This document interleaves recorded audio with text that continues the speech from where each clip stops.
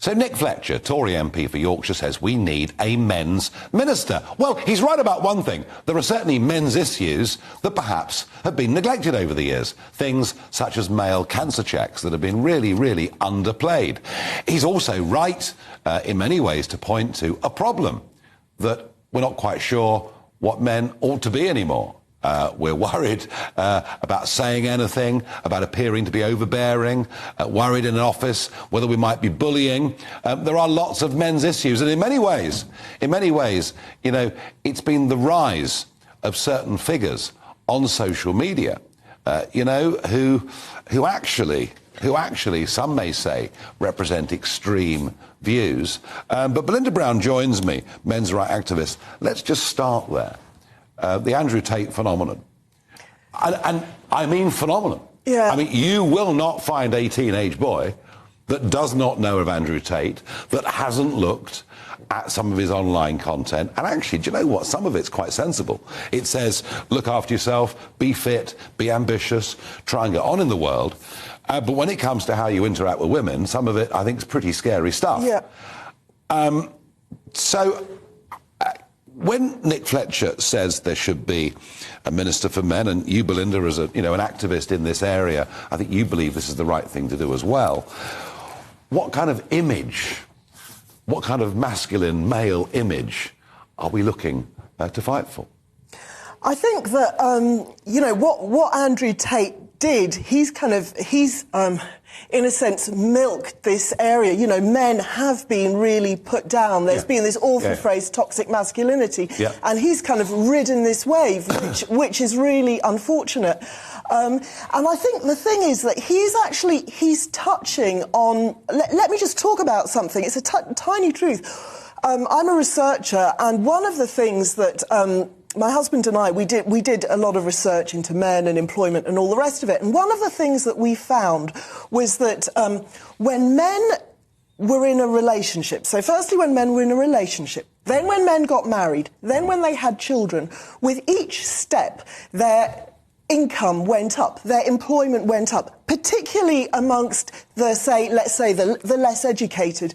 It was really that a place in the family was a really important motivating factor for men, particularly if you don't have a really grand, interesting job.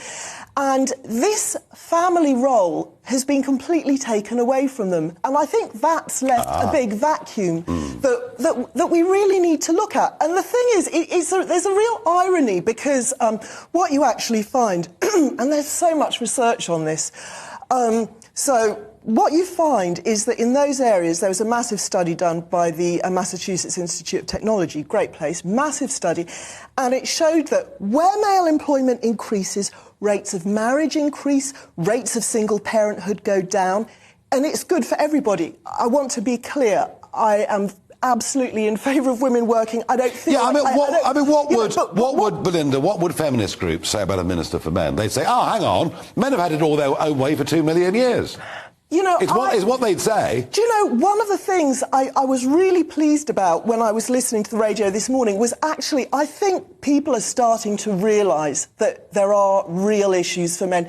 Yes, you're always having people making those arguments, but we've got sons, lovers, husbands, fathers, and we know that there are issues. I don't think people realise the extent to which there are issues, but I think the vast majority of people appreciate, you know, we see our sons suffering at school. You know, the situation with boys in education from the age of 5 right through to the end of university. They're being told they're bad people. Absolutely, they're doing much worse. So I don't think that there's going to be a big argument against this. I think that there's going to be support for it. Do we think that establishing a minister for men, another subset of a huge Whitehall department, the bureaucracy that goes with it, do we think it'll really make any difference? I think it will make a difference. Your trust in government is charming in many ways. I have no trust in government. I have no trust in government. What I trust in is people they're sort of a bit led by the nose. If they see the government as saying this is important, they'll start believing it. You know, when the government said, you know, women are important, they believe that. It will actually enable people to take this issue really seriously if there is a minister for men. I think it is an important thing, and I think it could really achieve massive things. And I just think it's so important that it isn't seen as a divisive issue, that we do work together. And you know, Okay. Very interesting. I was in America 2 weeks ago for the first Republican debate. I know Trump wasn't there, but the other contenders were. And the new kid on the block, Vivek Ramaswamy, when they talked about social issues and difficulties in American cities, he said there's one big problem. It's fatherlessness. Absolutely. It's a lack of male role models. And what's been very interesting is that debate is now very live in America. But it's almost as if, Belinda, in this country, no one dares say that actually a kid's life chances are better off with two parents. We almost dare not say it anymore. It's such a shame. There is so much data to back it up. And I'm talking as a single mother. You know, I am a single parent, but I still recognise the importance of having a father in the family. The father is like the linchpin to the survival of the family, and we need to get fathers back into families. And a key role in that is actually ensuring that boys are educated and men are employed. That is a really key issue, which, you know, of course I want that for women as well, but women have got that. I feel confident about women. That will bring fathers back into the families. It's a key. I think it's really important.